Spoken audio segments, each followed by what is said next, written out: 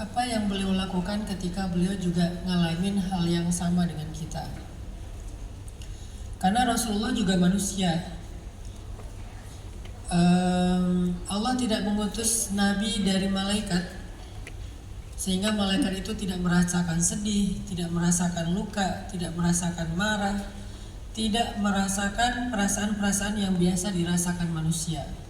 Tapi Allah mengutus Nabi min anfusikum, dari jenis kalian sendiri, yaitu dari manusia, supaya bisa ditiru sisi-sisi bahkan kemanusiaannya, sisi ketika dia lelah, sisi ketika dia terluka, sisi ketika dia sedih, sisi ketika dia terbeban, dan semua sisi-sisi kemanusiaannya dia.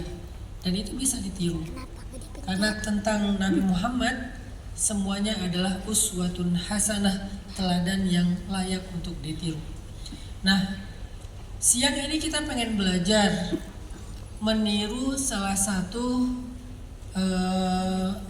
bisa lifestyle, bisa life hacks, bisa sebuah kebiasaan ya yang dilakukan oleh Nabi ketika beliau sedang lelah, ketika beliau ingin menyembuhkan luka. Sunnah ini dikenal dengan istilah sunnah menyendiri.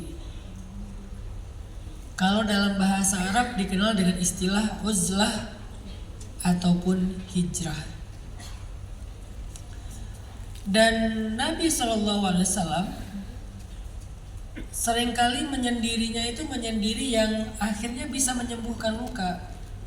Menyendiri dalam beberapa waktu yang kemudian Allah datangkan keajaiban dalam masalahnya.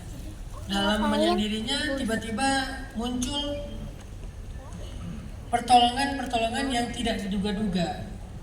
Kayak misalnya ketika malam sebelum terjadi perang Badar, Nabi bukannya sibuk mengurus strategi, meeting sama para sahabat, misalnya memantau pergerakan musuh, malah Nabi menyendiri dalam sebuah keadaan yang luar biasa yang nanti kita akan bahas.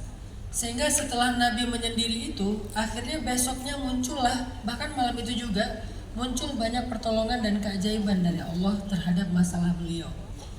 Nah, kita pengen belajar uzlah, hijrah, menyendiri, tahannus, dan seterusnya yang dilakukan Nabi ini.